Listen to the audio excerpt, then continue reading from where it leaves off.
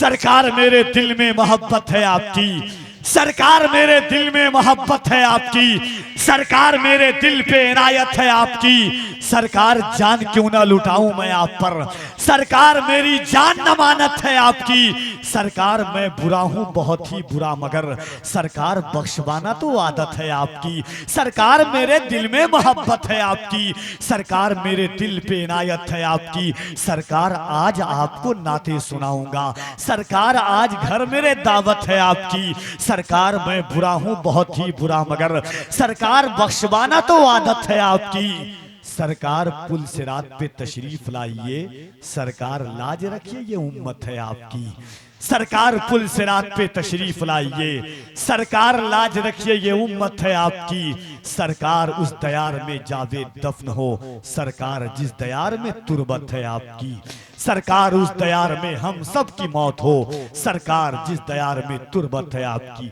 आइए मोहब्बतों के साथ जमाते अहले सुन्नत के उस बावकार आलिम दीन समय मुल्तमिस हों कि वो तशरीफ लाएं, अपने हुस्ने अंदाज़े खिताबत को अपनाएं। नारे तकबीर, नारे रिसालत, उलमाए अहले सुन्नत।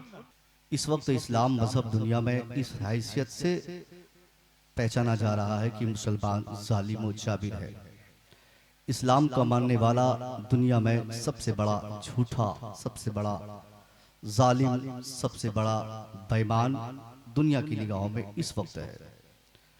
हमारा नाम सिर्फ मुसलमान जैसा हो ये बताने के लिए काफ़ी होता है सामने वाले को कि हम ही चोर हैं। अगर किसी का नाम अफजल हो जाए फिर कहने की ज़रूरत नहीं है, सामने वाला डर जाता है कि अगर ये अफजल है तो बदमाश होगा, अगर ये अतीक है तो जालिम होगा, अगर ये अशरफ है तो बेईमान होगा।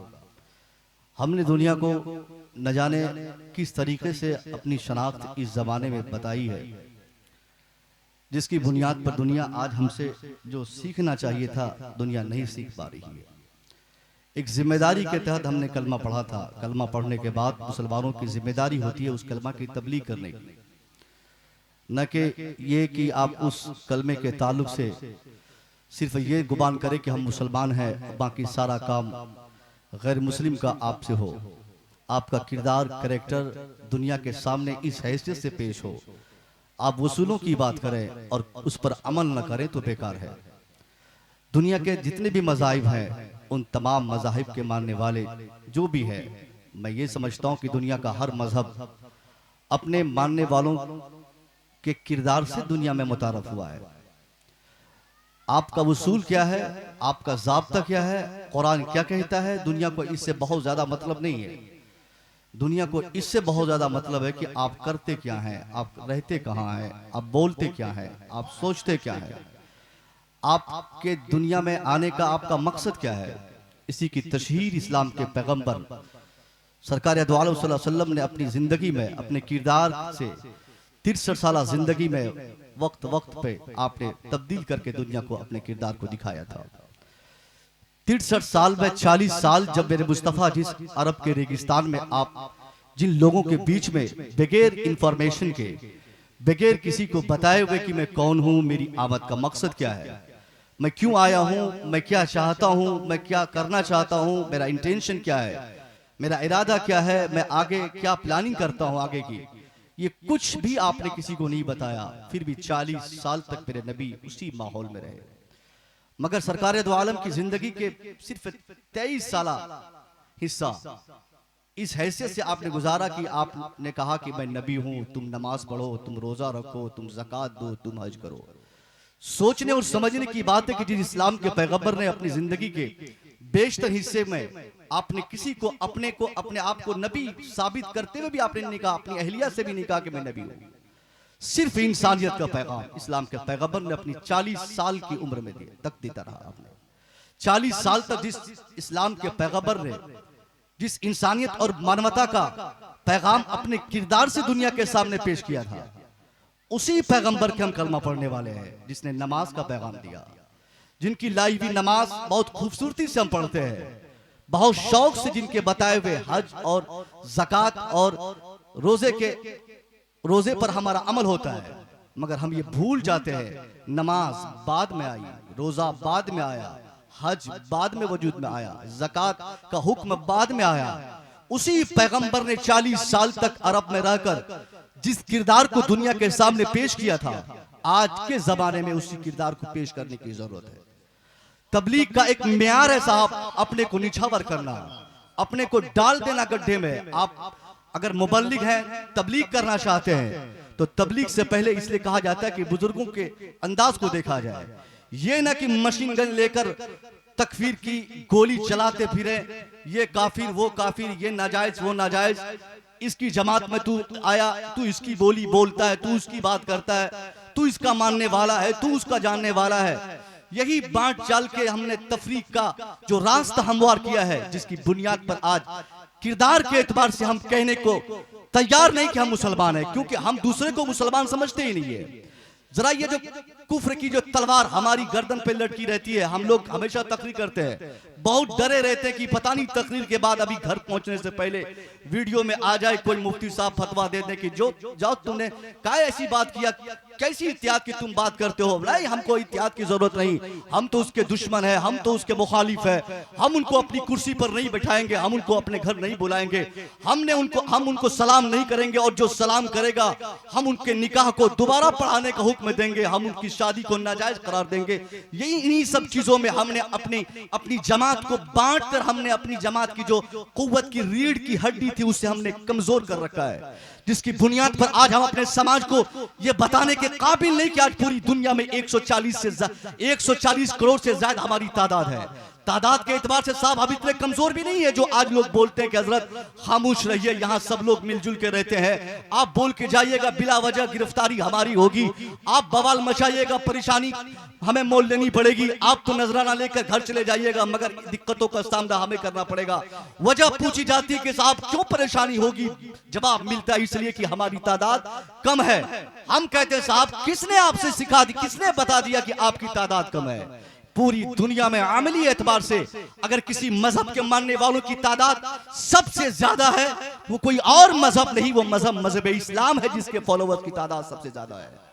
क्रिश्चियन कहा जाता है कि सबसे ज्यादा है, मगर अमली एतबार से क्रिश्चियनिटी की सोसाइटी को आप चेक करेंगे पता चलेगा साल में एक मर्तबा वो चर्च जाएगा, जब उसकी मां मरेगी तो अपने गॉड को मनाने जाएगा, जब उसका बाप बीमार पड़ेगा तब अपने बाप की सेहत के लिए भीख मांगने वो चर्च जाएगा, जब बेटे और बेटी की शादी होगी तब वो चर्च में जाएगा। अमली एतबार से इसलिए मैं कहता हूं कि इस्लाम वो ऐसा मजहब है जिसने अपने फॉलोवर्स को साल में एक बार नहीं, महीने में एक बार नहीं, हफ्ते में एक बार नहीं, अरे 24 घंटे में 5 मर्तबा अपने पास बुलाया है। 5 बार मस्जिद बुलाता है, फजर में आजा, जोहर में आजा, असर में और मगरिब में आजा, इशा में आजा। क्यों अल्लाह बुलाता है हमें मस्जिद? क्या हमारी नमाज की जरूरत अल्लाह को है? क्या हमारी नमाज से अल्लाह का फायदा होता है? जिंदगी भर तमाम सारे लोग पूरी दुनिया के सब लोग सजदे में गिर जाएं, सबके सजदे से भी अगर सब लोग चाहे कि हम अल्लाह की शान बढ़ा देंगे, कुछ नहीं होने वाला। पूरी दुनिया में कोई सजदा ना कर सके, कोई रोजा ना रखे, कोई अल्लाह का जिक्र ना करे, इससे अल्लाह का कुछ भी नुकसान नहीं होगा।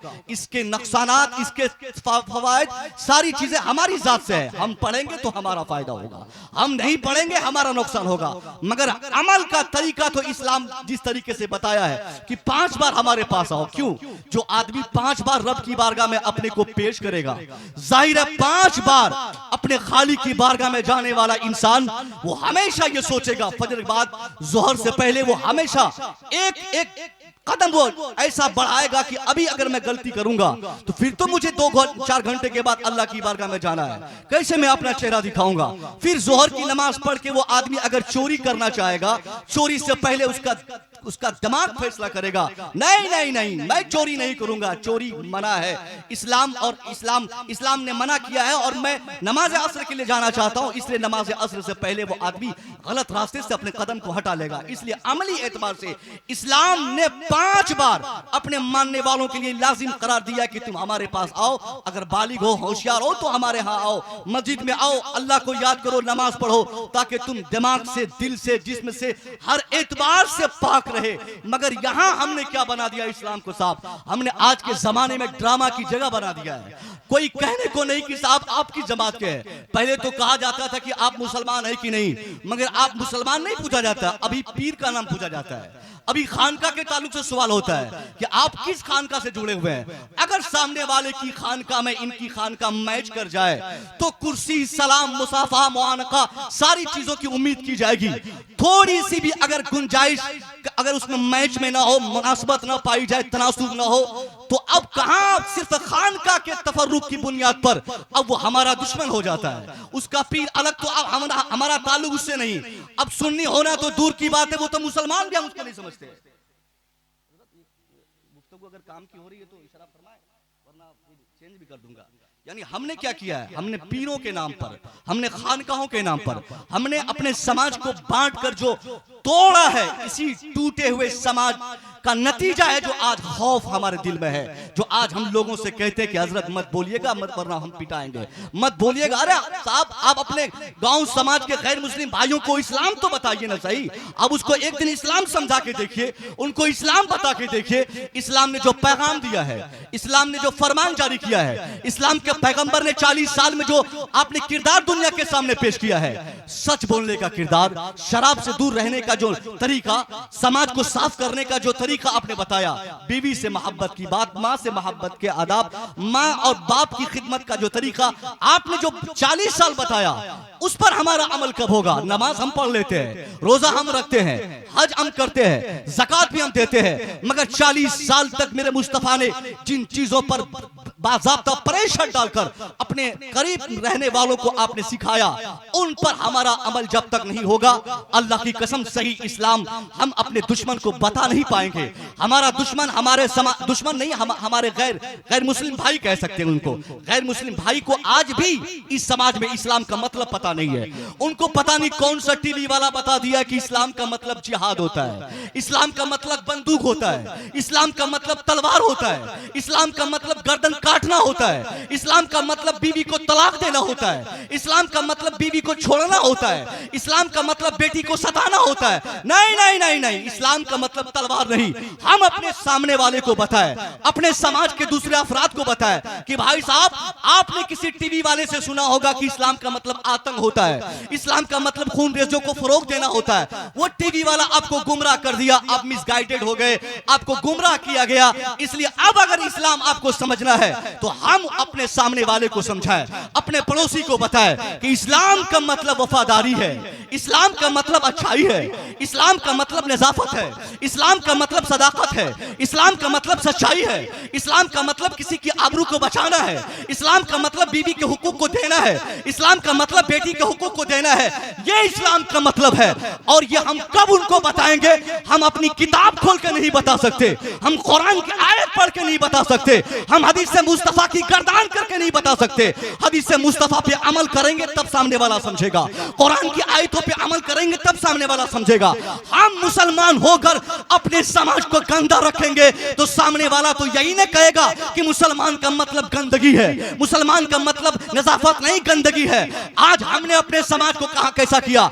जिस माशरे में, जिस सोसाइटी में सड़क के किनारे अगर गंदगी हो, आंख बंद करके हम कह सकते हैं वो किसी और का समाज नहीं, वो मुसलमानों का समाज होता है, जिसकी बेटी, जिसका बेटा, और जो खुद सड़क के किनारे गंदगी फैलाता है। हम गाय शौक से पालते हैं, मगर जमीन हमारे दरवाजे पर बची है, हमारे पिछवाड़े में पीछे जमीन बहुत सारी बची हुई जहां हम अपनी गाय को, अपने माल जाल को बांध सकते हैं, मगर सड़क पे बांधते हैं ना। गाय को खिलाने वाला जो चारे की मशीन होती है वो सड़क पे रखते हैं, गाड़ी हो वो सड़क पे रखते हैं। यानी रास्ता ब्लॉक करना, रास्ता गंदा रखना, समाज को गंदा करना, ये आज हमने अपना मैनिफेस्टो बना रखा है, हमने अपनी पहचान बना रखी है। मैं पूछता हूं साहब, जब हम इतनी गंदगी फैलाएंगे, जब हम रास्ता इतना ब्लॉक करेंगे, दुश्वारी पैदा करेंगे, सामने वालों को तकलीफ देंगे, कभी गाली देकर, कभी उसको बुरा कह के, कभी उसको मार के, कभी उसका सामान चुरा के, कभी उसकी चीजों को हड़प के, जब हम उनको परेशान करेंगे, जाहिर है हमको देखकर हमारे पड़ोस के गैर मुस्लिम मुकम्मल इस्लाम समझ बैठेंगे। अब वो यही कहते फिरेंगे कि हमने देखा है अफजल को चोरी करते, हमने देखा है नासिर को बेईमानी करते, हमने देखा है मुसव्विर को झूठ बोलते। एक मुसव्विर की गलती से पूरा माशरा गंदा माना जाएगा। इससे पहले कि हमारे किरदार से हमारे माशरे में गलत संदेश चला जाए, हमको अपने इस्लाम के पैगंबर के फरमान पे अमल करना होगा, उनकी जिंदगी पे अमल करना पड़ेगा। वो नज़ाफत तहारत का तस्वुर जो इस्लाम के पैगंबर ने अपनी जिंदगी में दिया था, उस तहारत को अपने समाज में लाना होगा। बेटों के हुकूक के ताल्लुक से जो जागरूकता और बेदारी इस्लाम के पैगंबर ने अपनी जिंदगी में दी थी, उसी बेदारी को वापस लाना होगा। माओ से मोहब्बत और बीवियों से मोहब्बत के जो तरीके इस्लाम के पैगंबर ने बताए थे, उनको हम अपनी अमली जिंदगी में जब तक नहीं लाएंगे, तब तक हमारे समाज का कोई योगा योगी, कोई मोदा मोदी उसको पता नहीं चल पाएगा कि इस्लाम क्या है, पैगंबर क्या है, मोहब्बत अहलिया क्या है, बीवी से मोहब्बत के आदाब क्या है। ये हमेशा हमको परेशान करके बोलेंगे कि इस्लाम में औरतों को सताया जाता है, इस्लाम में औरतों को गालियां दी जाती है, इस्लाम में बिला वजह तलाक देने का प्रावधान आया है, इस्लाम में बीवियों को उसके मैके मार के छोड़ने का हुक्म आया है। ये सारी बातें, ये मुगलजात हमारे लोग बकेंगे और हम कान धर के सुनते रह जाएंगे, फिर परेशानी का सबब हम बनेंगे। इससे पहले कि गलत संदेश चला जाए, हम वो बाप वापस दोहरा दें जो इस्लाम के पैगंबर ने अपनी 11 अहलिया के साथ रहकर दोहराया था। ये आपको किसने कह दिया बीवियों को सताने का प्रावधान इस्लाम में है? अगर कोई गैर मुस्लिम भाई यहाँ पे है, मैं बड़ी मोहब्बत से उनको कहता हूँ, साहब आपने किसी टीवी को, शायद किसी टीवी चैनल पे आपने बैठकर घंटों बिताया है, जिसकी बुनियाद पर आपको इस्लाम समझ में नहीं आ रहा है। मुझसे सुनिए, इस्लाम में बीवियों के क्या हुकूक है। इस्लाम के पैगंबर, वो पैगंबर जिनके पास एक नहीं, दो नहीं, यहाँ तो साहब एक बीवी वाला भी भागकर 25 साल के बाद बड़ोदरा के डीएम के पास आके बोलने से भी कतराता है कि मैंने कभी शादी की है कि नहीं। बार बार डीएम साहब पूछते हैं कि हैव यू गॉटन मैरिड, क्या आपने शादी की? उसके बाद फिर रूम से बाहर गया, फिर अंदर आया, फिर बाहर गया, फिर अंदर आया। बाद में समझा कि अगर मैं इनकार कर देता हूं कि बीवी नहीं, बाद में सीबीआई जांच में पता चलेगा तो फिर मेरी रुसवाई होगी, हो सकता है कि मेरा पद भी छीन लिया जाए। इससे पहले कि मुझे कोई परेशानी हो तो चलो बोल दो कि हाँ मैंने 25-30 साल पहले यशोदा बहन से शादी की थी, निकाह किया था, मगर मैं किसी मकसद से उसको छोड़ के चला आया। यहाँ एक बीवी नहीं समझती जिस नेता को, वो भी बड़ी बड़ी बातें बोलता है, वो भी फकाई में कोई कमी नहीं छोड़ता, वो भी बेटियों को पढ़ाने और बचाने की बातें करता है, औरतों और बेवाओं को हुकूक की बातें करता है। मगर इस्लाम के पैगंबर के पास एक नहीं 11 बीवियां, 11 बीवियों के शौहर के ताल्लुक से आप अगर तारीख पढ़ना जानते हैं, इस्लाम की तारीख पढ़ते हैं और पढ़ना जानते हैं, तो ये आप समझ सकते हैं। और जो लोग नहीं जानते हैं, उनकी जरूरत यह है कि वो उलमाए किराम से राब्ता करें, उनसे जानने की कोशिश करें कि इस्लाम के पैगंबर ने कैसी मोहब्बत फरमाई थी, आप अपनी अहलिया से किस तरह मोहब्बत करते थे। आज हमारे समाज में साहब, इसलिए हमारे लोग कहते हैं कि मुसलमान दुश्मन है अपनी बीवियों के, इसलिए कहा जाता है कि मुसलमान अपनी बहू को सताता है, क्योंकि ऐसा डेली देखा जाता है। ये हमारे काजी शहर साहब बैठे हैं, मैं यकीनन कह सकता हूं हफ्ते में 2-4 ऐसे इस्तीफे आते होंगे इनके पास कि हजरत आप जवाब दीजिए, किसी मेरी बेटी को किसी ने तलाक दे दिया, कोई एक सांस में 5 तलाक दिया, कोई कहता है मैं 1000 दिया। अभी से 1 हफ्ता पहले जीशान कादरी गाजीपुरी एक शायर इसी इलाके में रहता है, मुझे फोन करके बोलता कि हजरत मेरे गांव का कोई साहब अपनी बीवी को नशे की हालत में तलाक दिया। मैंने कहा तलाक हो गई, फिर कह रहा हजरत नशे में तलाक दिया। फिर मैंने कहा कि तलाक हो गई, बोला हजरत उसको समझ में नहीं आ रहा था, वो नशे में था, तलाक दिया, अब आप कैसे कह रहे कि तलाक हो जाएगी। फिर मैंने उससे कहा कि जनाबे वाला इसलिए तलाक हो गई क्योंकि नशे में उसने अपनी बहन को तलाक नहीं दिया, उसने अपनी माँ को तलाक नहीं दिया, उसने बीवी को तलाक दिया। इसका मतलब उसको मालूम था नशे में भी कि सामने वाली मेरी माँ नहीं, सामने वाली मेरी बीवी नहीं, ये मेरी बीवी, ये सामने वाली मेरी बहन नहीं, ये मेरी बीवी है, चलो इसी को तलाक दी जाती है,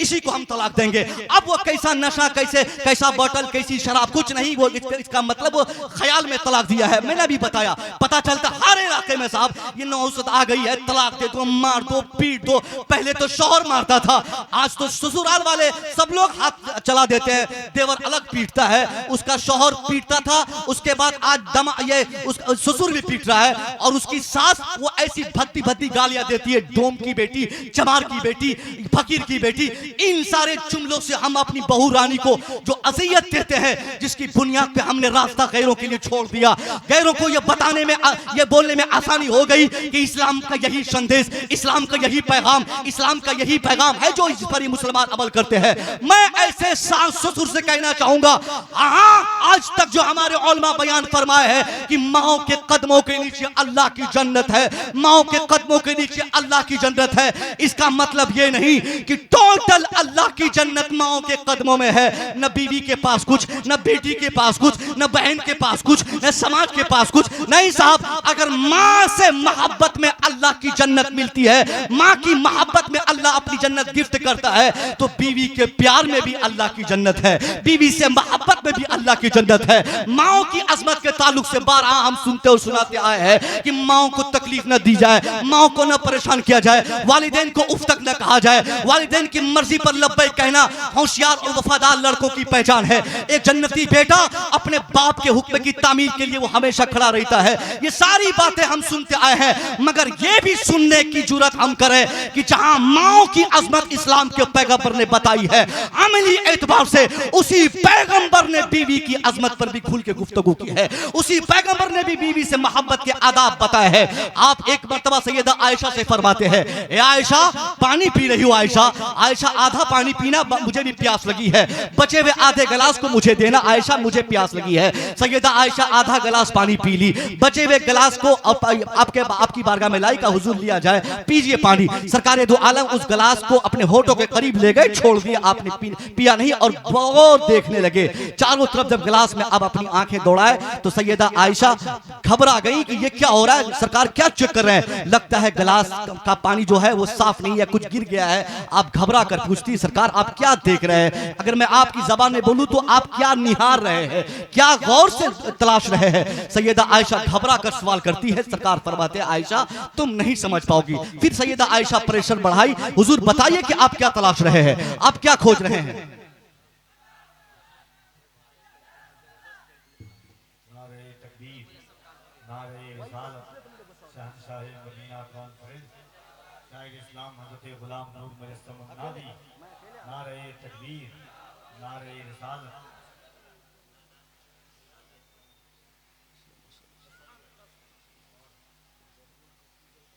देखिए, हिंदुस्तान के बहुत ज़्यादा अदीमुल फुर्सत शायर इस वक्त हिंदुस्तान में जो 5-7 शोरा बड़ी तेज़ी से दौड़ रहे हैं, उनमें से एक नाम शायर मोहतरम गुलाम नूर मुजस्सम साहब का भी है। जितना अच्छा पढ़ते हैं उतना अच्छा दिखते भी हैं, और इनसे ज़्यादा अच्छा इनका किरदार है। इंशाअल्लाह मेरी तकरीर के फ़ौरन बाद आप इन्हें सुनेंगे। मैं इनके इस्तकबाल के अंदाज़े को देखकर समझ गया कि आप कितनी मोहब्बत से उनको सुनेंगे। अल्लाह खैर फरमाए, हमारे बच्चों की मोहब्बत उलमा से, और इसको अल्लाह दुबाला फरमाए। मैं अर्ज़ कर रहा था, क्या बोल रहा था मैं? इस्लाम के पैगंबर ने जो बीवियों से मोहब्बत के आदाब बताए हैं, उसमें सैयदा आयशा के हवाले से मैंने कहा कि सरकार फरमाए कि आयशा तुम अगर बताओगी तो मैं बोलूँगा कि मैं क्या तलाश रहा हूँ। सैयदा आयशा कहती, सरकार बोलिए ना क्या देख रहे थे? नबी फरमाते कि आयशा मैं क्लास में कोई कचरा नहीं तलाश कर रहा हूँ, बल्कि मैं वो जगह तलाश रहा हूँ जहाँ तेरे होंठ लगे थे। तेरे होंठ जहाँ लगे थे मैं भी अपने होठों को वहीं पे लगा के पानी पीऊंगा। ये बीवी से मोहब्बत की बात इस्लाम के पैगंबर ने अपनी ज़िंदगी में दुनिया को बताकर आपने ये एहसान फरमाया कि हमको भी अपनी बीवी से मोहब्बत करनी चाहिए। बीवी कोई पिटाई खाने की मशीन नहीं है कि ज़राबा या ज़रीबों की पूरी गर्दान जब चाहे उसकी पीठ पर हम कर दें, खाना में थोड़ा सा नमक बढ़ा दे, वो तो पिटाई के लिए तैयार रहे, और कपड़ा साफ करे सही से न कर पाए, प्रेस न कर पाए तो उसको पीटना शुरू कर दे। ये सारी चीज़ें आज हमारे समाज में आम होती जा रही है, जिसकी बुनियाद पर हम अपने किरदार से अपने इस्लाम के जो गलत तरीके से हम दुनिया के सामने पेश कर रहे हैं, जिसकी बुनियाद पर आज आज हमारे गैर हमको ये कह पाते हैं कि हमारा इस्लाम इतना खराब मजहब है, हमारा इस्लाम ये कहता है, हमारा इस्लाम वो कहता है। हमको जरूरत इस बात की है कि इस्लाम के पैगंबर के 40 साल जिंदगी पर आप गौर करें। आपने किस तरीके से अरब के उस, मैं कहूँ अगर बद्दू सिफत लोगों से उस वक्त की बात बताओ, उसको जो आपने मोड़ने की कोशिश की है, जिन लोगों ने एक जमाने में कभी कहा था कि मैं इस्लाम बढ़ने नहीं दूंगा, किसी ने कहा था कि मैं मस्जिद की दीवार गिरा दूंगा, किसी ने कहा मैं नमाज होने नहीं दूंगा, किसी ने कहा मैं अजान बढ़ने नहीं दूंगा। ये सारे फार्मूले उस समाज में राइज थे, मगर कहने वालों ने कहा, इस्लाम के पैगंबर सुनते रहे, 1000 गालियां आपने बर्दाश्त की, मगर उफ तक नहीं कहा, पलट कर आपने किसी दुश्मन को जवाब तक नहीं दिया। यहाँ हमसे क्या तबलीग हो पाएगी साहब? हम लोग तबलीग के काबिल हैं क्या? हम लोग तो यहाँ पे चिढ़ जाते हैं, जल जाते हैं, दुश्मनी मोल लेते हैं। थोड़ी सी अगर मुखालफत की बू बास हमको समझ में आए तो हम उसको अपना दुश्मन समझते हैं। अब हम ये ख्वाहिश करते कि हम इस्लाम बढ़ाएंगे, हम इस्लाम को आगे बढ़ाएंगे, नहीं, हमसे नहीं हो पाएगा, हम नहीं कर पाएंगे। हम अपना ईमान संभाल लें, यही बहुत बड़ी बात है, क्योंकि यहाँ हर जगह एक एक रजिस्टर लेके दूसरा तीसरा आदमी खड़ा रहता है कि थोड़ी सी चूक हो जाए हम इसको इस्लाम से बाहर कर दे, थोड़ी सी गलती हो जाए हम इसको इस्लाम से बाहर करके ऐसी जगह फेंकेंगे कि कहीं बोलने और जलसा करने के काबिल तक नहीं रहेगा। हमने गलत तरीके से इस्लाम को पेश किया है। मैं मानता हूं साहब कि हमारे दुश्मनों में वहाबी भी है, देवबंदी भी है, मगर हम अगर गौर करें, उनका काम देखें, हम अपना काम देखें, जमीन और आसमान का फर्क नजर आएगा। वो काम में हमसे आगे चले गए, उनके मदारिस हमारे मदारिस से अच्छे। दुनिया हिंदुस्तान के हर बड़े स्टेशन के जस्ट बगल में हम पूछते हैं इन खानका वालों से, आप लोगों ने इतने सालों तक क्या किया है? अगर कुछ किया है तो बताओ कि आप लोग जहां जा रहते हो उस शहर के स्टेशन के बगल में आपकी मस्जिद है या नहीं, आपका मदरसा है कि नहीं, आपने कौन सा काम अपनी कौम के लिए किया है? सरकार ताजुल शरिया पर मैं अल्हम्दुलिल्लाह पीएचडी कर रहा हूं। अभी से 6 महीना पहले, ये रमजान शरीफ से पहले कलकत्ता में मैं एक सेमिनार में गया था। एक बड़े प्रोफेसर ने मुझसे कहा कि ये कौन है मौलाना साहब? वो प्रोफेसर उसी जमात से ताल्लुक रखते थे, मुझे गिराना चाहते थे, मुझे चिढ़ाना चाहते थे, बहुत ज्यादा मुझको जलील करने की उन्होंने कोशिश की। उसने एक वर्ड में मुझसे एक जवाब मांगा, उसने कहा कि मैं कुछ नहीं जानना चाहता हूं, आपके ताजुल शरिया, आपने कहा कि 3 करोड़ लोग मुरीद थे, मैं मान गया। आपके ताजुल शरिया में पूरा हिंदुस्तान में कहता हूं आधी दुनिया उनके मुरीद में मान गया, मगर आप ये बताइए कि उनके मुरीद तो इतने हैं, उनका काम आपने गिनाते हुए बताया कि जामतुर रजा है, ऐसे बहुत सारे मदारिस है जिसके हजरत सरपरस्त रहे, आपने बुनियाद डाली, आपने मदरसा बनाया, आपने हजारों मसाजिद बनाई, ये सारी चीजें ठीक है, मगर कोई एक काम आप बताइए, उसने जो कहा था एक काम बताइए जिसकी बुनियाद पर मैं कह सकता हूं कि ये सबके लिए हुआ हो, काफिर हो उसके लिए भी हुआ हो, मुस्लिम हो उसके लिए भी हुआ हो, वहाबी हो उसके लिए भी हुआ हो, देवबंदी हो उसके लिए भी हुआ हो। हालांकि मैं कोशिश करता तो उस जवाब दे सकता था, हजरत ने बहुत सारे काम ऐसे किए थे, मगर मैं जवाब नहीं दे सका, उतनों की भीड़ में मेरी जबान बंद हो गई, मैं जवाब दे न सका। हमको इस मुद्दे पर काम करना है, हमको इस पैटर्न में काम करना है, मुझे यह करके दिखाना है कि हमारी मौत के बाद हमारी जमात का नाम लेकर दुनिया ये कह सके कि ये लड़कियों को बचाने वाली ये जमात है, लड़कियों की आबरू लूट रही थी उसको बचाने वाली जमात ये है, ये शख्स, ये 4-5 लोग मिलकर आए थे, हमारा समाज बचाए थे, मगर हमने ऐसा समाज बनाया नहीं है, हमने तोड़ दिया, हमने ना इत्तफाकी को इस कदर हमने फैला दिया है, अपने से ज्यादा अच्छा हम सामने वाले को समझते ही नहीं है। हम 1000 मेहनत करके तकरीर करते हैं, मगर सुबह हमारी जमात के हमारे उलमा बोलेंगे या ये तकरीर करके चले जाएं, हम इनके लिए बोलेंगे वो क्या बोल के गया, वो तकरीर करता है, वो तो रट्टू है, वो तो 4 बात याद करके पैसा लेके ठग के चला गया। हमारा कॉन्सेप्ट इतना गंदा हो चुका है, अपने से ज्यादा अच्छा हम किसी को नहीं समझ पाते, अपने से बेहतर हम सामने वाले को नहीं समझ सकते। और जब ये तसव्वुर, ये ज़हन, ये फिक्र हमारा हो गया तो हम ये तवक्को छोड़ दें कि हम तरक्की करेंगे, हम ये उम्मीद छोड़ दें कि हमारी तादाद बढ़ेगी। बस इंतजार करना चाहिए हमको पहलू खान बनने का, हमको अफरोजुल इस्लाम बनने का, हमको जुनैद बनने का, क्योंकि आज कोई और जुनैद बना है, मगर यही हालात रहेंगे हम भी जुनैद बनेंगे, हम भी अफरोजुल बनेंगे, हमको भी मारा जाएगा, हमको भी काटा जाएगा। इससे पहले कि ऐसे दिन देखने पड़े, हमको अपने बुजुर्गों के आदात व अतवार को अमली एतबार से अपने समाज में नाफिज करके अपनी औलाद को उस पर अमल करने की हमने तंबीह करनी पड़ेगी। अपने बच्चों को कहना पड़ेगा, हमारे उलमा हो उनकी भी जिम्मेदारी, हम मौलवी हैं हमारी जिम्मेदारी, हम खतीब हैं हमारी भी जिम्मेदारी। किसी को इस्लाम ने आजाद नहीं छोड़ा है। अगर हम कलमा पढ़े हैं तो हमारी 72 तरीके से जिम्मेदारी है कि कलमा पढ़ने वाले को रहना कैसे चाहिए, कलमा पढ़ने वाले को बोलना कैसे चाहिए, कलमा पढ़ने वाले की बेटी कैसे रहे, कलमा पढ़ने वाले की बीवी कैसे रहे, कलमा पढ़ने वाला का माशरा कैसा रहे, कलमा पढ़ने वाले की सोसाइटी कैसे रही। मगर हमने क्या किया, कलमा पढ़ के सोचा कि इस्लाम पे एहसान कर दिए और कुछ काम हमारा रहा नहीं। बस यही फिक्र लेकर हमने समाज को जो तोड़ा है, यही टूटे हुए समाज को अब इंतजार करना चाहिए। 2-4-5 साल के बाद आप देख लीजिएगा, कभी अभी से पहले 2-4-5 बच्चियां बेंगलोर की, 2-4-10 बच्चियां हैदराबाद की, 2-4-20 बच्चियां दिल्ली की भागी है। मगर यही हालात रहेंगे, कोई किसी को समझाने के लिए, कोई किसी को बचाने के लिए, कोई किसी को बताने के लिए सामने जब नहीं आएगा, वही बच्चियां जो आज हैदराबाद की भागी, जो दिल्ली की भागी, जो मुंबई की भागी, कल हमारे माशरे की भागेगी, हमारे समाज की भागेगी। और अकेले नहीं भागेगी, अपने वालिदैन को साथ ले जाएगी, माँ बाप के साथ भागेगी, भाई बहन के साथ भागेगी। और सिर्फ भागेगी नहीं, बल्कि अपने ईमान का सौदा करेगी, अपने अकीदे का सौदा करेगी। उस वक्त न हमारी खानका उसके काम आएगी, न हम काम आ पाएंगे, न हमारा जलसा काम आएगा, न जलसे के महंगे खतीब काम आ पाएंगे। इसलिए इससे पहले कि समाज टूट जाए, बच्चों का ईमान लुट जाए, बच्चों का अकीदा खराब हो जाए, हमारा माशरा गंदा हो जाए, हम मुत्तहिद हो जाए। साहब, ये जो पीरों की जो लड़ाई पे हम फंस गए हैं, इससे हम आजाद होकर एक मुसलमान बनने की कोशिश करें। ये तसव्वुर दुनिया को दें कि पूरी दुनिया में हम मुसलमान बहैसियत मुसलमान एक है। खान का अलग है तो क्या हुआ, खान का अलग होने से मुसलमान अलग होता है क्या? ये तो उन लोगों से हमको सीखना चाहिए जो लोग आज एक नजर आ रहे हैं। उनकी तारीख पढ़िए, आज से 25 साल पहले इसी हिंदुस्तान की तारीख बताती है। 25 साल पहले आज हम हिंदुस्तान में जिसको बहुत बड़ी हुकूमत वाला कहते हैं, उनका माशरा ये बताता था कि हमारे यहाँ कोई दलित न आए, कोई अपर कास्ट के दरवाजे पर दलित चप्पल न खोले, कोई दलित किसी अपर कास्ट के गांव से घोड़े पे सवार होकर न जाए।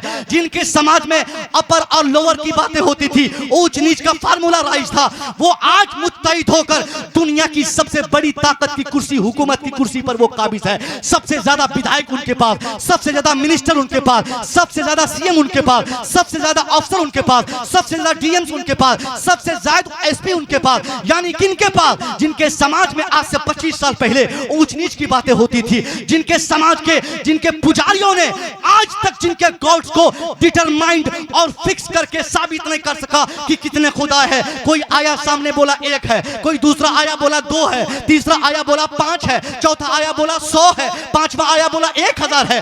आगे बढ़ता गया, तादाद बढ़ती गई, हत्ता के सामने में अगर सांप देखा तो खुदा, बिच्छू देखा तो खुदा, गोबर देखा तो खुदा, भैंस देखा तो खुदा, गाय देखा तो खुदा, पानी देखा तो खुदा, सूरज देखा तो खुदा, चांद देखा तो खुदा। 300 करोड़ से ज्यादा जिन लोगों ने अपने माशरे में माबूद मान रखे हो, वो आज मुत्तहिद होकर इत्तेहाद का फायदा लूट रहे हैं। और उनकी फिक्र क्या है साहब? सिर्फ उनके खुदा ऐसे वैसे अलग नहीं, बल्कि स्टेट के एतबार से, समाज के एतबार से, प्रोविंशियली उनका खुदा, उनके गॉड अलग अलग होते गए। बंगालियों के लिए अलग, बिहारियों के लिए अलग, उत्तर प्रदेशी के लिए अलग, इंडियन के अलग, पाकिस्तानी के लिए अलग, नेपाली के लिए अलग, बांग्लादेशी के लिए अलग। और मौसम के एतबार से भी गर्मी में अलग, ठंडी में अलग, बरसात में अलग। यही नहीं, लुहा का अलग, पढ़ाई का अलग, तालीम का अलग। जिन लोगों ने अपने एतबार से खुदा बनाए, वो लोग मुत्तहिद हैं। उनके इत्तेहाद को मैं सलाम करता हूँ, सैल्यूट करता हूँ। उनकी सूझबूझ को जो वक्त रहते उन लोगों ने इसका फायदा उठाया, मुत्तहिद हो गए। मगर हमें शर्म आनी चाहिए साहब, हमें शर्म आनी चाहिए। उन लोगों के किरदार से सीखना चाहिए जिनके समाज में कहीं भी इत्तेहाद की कोई बूबास तक न थी, वो आज मुत्तहिद नजर आए। मगर अल्लाह की कसम,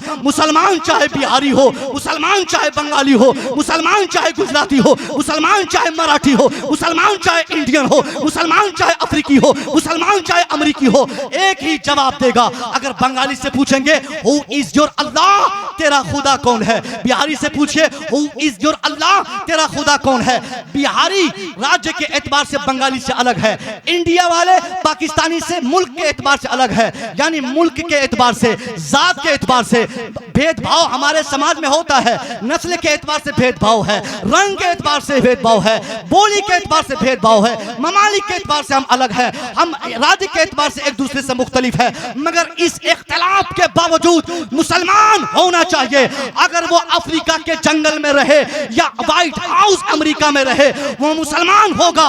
उनसे अगर हमारा सवाल है वो कि तुम्हारा खुदा कौन है, तुम्हारा अल्लाह कौन है, कौन तुम्हें खिलाता है, कौन तुम्हें पिलाता है, कौन तुझे पैदा किया है, तो मुसलमान जात पात नस्ल इलाके के इख्तिलाफ के बावजूद पूरी दुनिया के मुसलमानों की जबान से सिर्फ एक ही जवाब आएगा, रब्बी अल्लाह, मेरा रब अल्लाह है, कोई दूसरा नहीं। मेरा रब अल्लाह है, कोई तीसरा नहीं। मुझे अल्लाह ने पैदा किया, कोई दूसरा नहीं। जब रब होने की हैसियत से पूरी दुनिया के मुसलमानों का एक ही जवाब है, तो ये हम क्यों ना इत्तेफाकी के माहौल में आज अपने समाज को डुबाए जा रहे हैं? अल्लाह की कसम, ये हम मुत्तहिद होकर 140 करोड़ मुसलमान वाकई मुसलमान बन के अपने भाइयों से, समाज के दूसरे मजहब के मानने वालों से सही इस्लाम पेश करें, उनसे मोहब्बत से बात करें। अगर कोई काफिर भी है तो इस्लाम का संदेश है कि तुम उसी माशरे में हो और मुसलमान हो, और तेरे घर के बगल में कोई गैर मुस्लिम भाई रहता है तो तेरी जिम्मेदारी है कि वो गैर मुस्लिम भूखा ना सो पाए, उसकी बेटी भूखा ना सो पाए, उसका बेटा भूखा ना सो पाए, वो नंगा ना घूम पाए। ये इस्लाम का तस्वुर है साहब, ये इस्लाम के पैगंबर का फरमान है। इस पर जिस दिन हमारा अमल हो जाएगा, कसम खाकर हम कह सकते हैं, जो लोग आज से 10 साल पहले कसम खाए थे कि हम बिहार से, हम बंगाल से, हम इंडिया से, हम दुनिया से इस्लाम का खात्मा कर देंगे, वो मोहब्बत से एक झंडा लेकर वो गली गली यही कहते फिरेंगे कि इस जमाने में पूरी दुनिया को ये हसद की आग से अगर कोई बचा सकता है तो वो कोई और नहीं, वो कुरान पढ़ने वाला और कुरान को मानने वाला बचा सकता है। ये हम इत्तेफाक की बात कर रहे हैं ना। अब एक जलसे में मैंने इत्तेफाक की बात की और उस पर मैंने कुछ डिटेल नहीं दिया, मजबूरन हमें ये चैनल वाले लोगों को बताना पड़ा कि साहब ये सब मत डालना, वरना कहीं कोई कह दे कि ये आप कैसी इत्तेफाक की बातें कर रहे हैं, क्यों लोगों को जोड़ना चाह रहे हैं। मुफ्ती साहब किबला बहुत जिम्मेदार मुफ्तियान इकराम और सब लोग मसले के आला हजरत के अल्हम्दुलिल्लाह मानने वाले हैं, मगर मसले के आला हजरत के हवाले से मैं कहूँगा, हमसे जिससे इख्तलाफ है अकीदे के एतबार से, उसको वहीं तक महदूद रखें। इस्लाम इत्तिहाद की बातें करता है, मगर इख्तलाफ की भी बातें इस्लाम में है। हमको दोनों के उसूल सीखने होंगे कि किन से कहाँ तक हम इख्तलाफ कर सकते हैं, किन से किन किन मामलात में हम अपोज कर सकते हैं। हर एक की गुंजाइश इस्लाम में है। मुत्तहिद होने से पहले इत्तिहाद का वसूल जाने, इख्तलाफ करने से पहले इख्तलाफ के वसूल को पढ़े, उस पर अमल करें, किस एतबार से कहाँ कहाँ किन से मुत्तहिद हो जाए। ये मेरे इत्तिहाद का मतलब ये नहीं कि आप किसी से भी शादी करा दो बच्ची की, कहीं किसी को बिठा के आप नाश्ता करा के मोहब्बत करके उनको बोलो कि तुम भी सही हो हम भी सही, तेरा खून मेरा खून सब बराबर है। ये वाली इत्तिहाद हम नहीं बोल रहे हैं, हम उस इत्तिहाद की बात कर रहे हैं जो हमारे बुजुर्गों ने बताया था, मोहब्बत की बात। हमारे बुजुर्गों ने जिस तरीके से तबलीग की थी, सरकार गरीब नवाज के जिस हिंदुस्तान में आप रहते हैं, 1 2 नहीं 90 लाख लोगों को आपने अपना गरीबीदा बनाया था। 90 लाख लोग, यहाँ मशीन नहीं हो पाएगी कोई साहब की गिन पाए कि 90 लाख गिनती कैसे होती है, और वो भी इंसानी सरों की गिनती। 90 लाख लोग जिस गरीब नवाज से मुतासिर हुए थे, गरीब नवाज ने कौन सा हथियार चलाया था, किस फार्मूले के तहत? वही इंसानियत का फार्मूला। आपने मोहब्बत से हर समाज में अपने सामने वाले को आपने परखा और मोहब्बत से आपने इस्लाम की दावत दी, और लोग जमात दर जमात आते रहे, आपके किरदार को देखते रहे, इस्लाम कबूल करते रहे। ये गरीब नवाज के हिंदुस्तान से हमने सीखा है। एक गैर मुस्लिम आपके पास आके क्या कहा नमाज असर से पहले, हुजूर मैं आप ही के अजमेर शरीफ में रहता हूँ, मेरे पास 2-4 कट्टे जमीन थी, और इस वक्त जो बादशाह है अल्तमश, उसके मौजूदा कानून की बुनियाद पर मेरी जमीन लोकल पुलिस ने कैप्चर कर लिया है, अपने कब्जे में कर रखा है। अब हुजूर बताइए ना कि मैं कैसे अपनी बीवी वालों की परवरिश करूंगा जब मेरी जमीन ही मेरे कब्जे में नहीं है। गरीब नवाज ने फरमाया कि ठीक है, मैं नमाज असर पढ़ता हूँ, फिर तेरा काम करूंगा। आपने नमाज पढ़ी, उसके बाद कहा जा तुम अपना घर जाओ, मैं तेरा काम करके आता हूँ। अरे कहिए ना सुभान अल्लाह। वो मुसलमान नहीं है, वो गैर मुस्लिम आने वाला, उनके पास ईमान नहीं है, बदबूदार काफिर कहा जाए तो कम नहीं है, क्योंकि उस जमाने में भी गरीब नवाज की तमाम चीजों को देखकर भी अगर कोई ईमान न लाया तो उसको वही कहा जाएगा ना। उसने कहा कि हुजूर आप मेरा काम कैसे करेंगे, आप तो कुछ बोले। कहा नहीं, तुम जाओ अपने घर, में तेरा काम कर दूंगा। सरकार गरीब नवाज अजमेर शरीफ से हिंदुस्तान के बादशाह के पास दिल्ली आ रहे हैं। अजमेर और दिल्ली की मसाफत तकरीबन 400 किलोमीटर दूर। कबील भाई 400 किलोमीटर, 400 किलोमीटर दूर, हवाई जहाज और घोड़े से नहीं, पैदल चल के आप दिल्ली तशरीफ लाए। कही ना सुभान अल्लाह। काम क्या है? उसने क्या कहा कि इस वक्त का जो बादशाह है उसने मेरी जमीन को अपने कब्जे में कर रखा है, यानी उनकी लोकल पुलिस ने अपने कब्जे में कर लिया है, और बादशाह आपके खलीफा के मुरीद हैं, यानी आपके खलीफा कुतुबुद्दीन, हजरत कुतुबुद्दीन के मुरीद हैं वो बादशाह, और मुझे उम्मीद है हुजूर कि आप अपने मुरीद से कहिएगा, वो अपने मुरीद से कहेंगे, मेरी जमीन मिल जाएगी। लेकिन गरीब नवाज आए हिंदुस्तान के बादशाह के पास, अल्तमश के पास। आपने कहा ये काम से मैं आया हूँ, वापस चलता हूँ। बादशाह ने कहा हुजूर जब आ गए तो 4 दिन खिदमत का मौका दे, क्यों फिर इतनी जल्दी में है? और जब ये इतना छोटा काम था तो आप चिट्ठी लिखवा देते, किसी कासिद को भेजवा देते, किसी को भेज देते, हम सुन लेते और आपके अजमेर के उस किसान की जमीन उसको मिल जाती। इतने छोटे काम के लिए इतनी मुसीबत मोल लेने की क्या जरूरत थी? सरकार गरीब नवाज का जवाब बादशाह अल्तमश के दरबार में यही था कि अल्तमश बादशाह, मैं जानता हूं कि एक लेटर लिखता तुम काम कर देते, किसी को कह के भेज देता तुम जमीन वापस कर देते, उसको जमीन मिल जाती। मुझे उसको सिर्फ जमीन नहीं दिलानी है, बल्कि मुझे उनका दिल भी तो जीतना है। ये इस्लाम। इस जमाने में हमसे हो पाएगा? नहीं हो पाएगा साहब, नहीं हो पाएगा। पहले तो हम लोग किसी और लड़ाई में फंसे हुए थे, अब तो और लड़ाई करीब आती जा रही है। इतनी करीब आ गई है कि एक खानवदे के अगर 2 पीर हैं, एक खानवदे के 2 पीर हैं, चचेरा मुशेरा भाई अगर दोनों हैं, तो दोनों के मुरीदों में आपसी तफरीक है। ये क्यों हो रहा है साहब? ये कब हम कंट्रोल करेंगे? ऐसा देखा गया, अच्छा उस खान का नहीं, मैं नहीं मानूंगा, अरे उससे क्यों हो गया यार, उससे क्यों नहीं हुआ? ये सारी फिक्र हमारे समाज में है। अल्लाह की कसम अपने समाज को हम जोड़े, जब तक हम अपने मुआशरे को जोड़ेंगे नहीं, हम 100% कामयाब नहीं हो सकते। और यही तर्ज रहा तो हमारे बच्चे भी सीखेंगे, हमारे बच्चे भी उस पर अमल करेंगे, और धीरे धीरे हम बढ़ते बढ़ते अकेले बच जाएंगे। और जब हम अकेले होंगे तो फिरोजुल बनना कौन बड़ी बात है? अफरोजुल हमको कोई बना देगा तो हमको कौन रोकने आएगा? इसलिए इससे पहले कि हमारा वजूद धरती से मिट जाए, अल्लाह की कसम ये बहुत बड़ा अपने एतबार से मैंने मैसेज आपको पहुंचाया कि हम और आप ये तमाम तर खान का ही लड़ाई, हम तमाम बुजुर्गों की इज्जत करें। जिस भी बुजुर्ग का ताल्लुक या उनके सिलसिले का ताल्लुक सरकार मौला अली से हो, सरकार गौसे आजम से हो, मखदुमान महरारा से हो, सरकार मखदूम समना से हो, सरकार आला हजरत से हो, जिस बुजुर्ग का ताल्लुक और कनेक्शन इन बुजुर्गों से हो, इन सलाह, चाहे वो किसी भी सिलसिले का हो, उनका हम एहतराम अपने लिए लाजिम करेंगे। वो हमारे पीर नहीं है तो क्या हुआ, उनका एहतराम हमारे लिए जरूरी है, उनकी इज्जत हमारे लिए जरूरी है। ये ना सोचे कि हम उनको गाली देंगे और उनके मुरीद हमें छोड़ देंगे। हम उनके पीर को बुरा कहेंगे, वो हमारे पीर को बुरा कहेंगे, नतीजे में मेरा पीर उनके लिए काफी रहा और उनका पीर हमारे लिए काफी रहा। ये हम मुत्तहिद हो जाए, काम पे तवज्जो दें। आज हमारे बच्चे जाहिल है, इस पर क्यों नहीं हम काम करते हैं? हमारे बच्चे बेतहाशा जहालत की आंधी में फंसे जा रहे हैं, मुब्तला है, इस पर काम हम कब करेंगे? इस पर काम करने की जरूरत है। मुसलमानों को अपने बच्चों को चाहे जिस जगह पढ़ाए, स्कूल में पढ़ाए, कॉलेज में पढ़ाए, मदरसे में पढ़ाए, हाफिज बनाए, आलिम बनाए, डॉक्टर बनाए। वक्त की जरूरत है कि आप डॉक्टर ही बनाए, इंजीनियर बनाए, IAS और IPS बनाए। दर्जनों तकारीर मेरी इस मौजूद पे हो चुकी है, मगर मैं फिर भी कहना चाहता हूँ कि इस वक्त कितने IAS हम दुनिया को दे रहे हैं। अगर गिन ले तो इन साल कल जो रिजल्ट आया, कल या परसों, सिर्फ 30 बच्चे पूरे हिंदुस्तान में, 30 बच्चे साहब हमारे, तकरीबन 800 की तादाद में 30 बच्चे हमारे। 18 और 20% के तनासुब में हम जोड़े तो सही, उतने परसेंटेज बच्चे हमारे उस मैदान में तो रहने चाहिए ना। जब हमारा बच्चा DM नहीं बनेगा, हमारा बच्चा IAS नहीं बनेगा, हमारा बच्चा IPS नहीं बनेगा, हमारा बच्चा अधिकारी नहीं बनेगा, तो हम कैसे 100% कामयाब होंगे? सिर्फ हम जैसे मौलवी साहब को लेकर आप कहां तक जाइएगा साहब? ये मौलवी साहब क्या करेंगे तकरीर के अलावा? हम लोग क्या कर सकते हैं? अजान देंगे, नमाज पढ़ाएंगे, बाकी जो मामलात में हमारे बच्चों को, हमारे मुआशरे को कौन संभालेगा? तो इसके लिए भी जरूरी है कि आप अपने बच्चों को सिर्फ इस्लाम की खिदमत के लिए, कमाने के लिए नहीं, आप अल्लाह को राजी करने के लिए अंग्रेजी भी अपने बच्चों को पढ़ाएंगे। और नीयत ये होगी कि अंग्रेजी के बच्चे के जरिए हमारे बच्चे इस्लाम की खिदमत करेंगे, तो अंग्रेजी पढ़ने से ही आपके बच्चों को भला मिलेगा, है ना? जरूरी नहीं कि अरबी पढ़े तभी आपका फायदा होगा।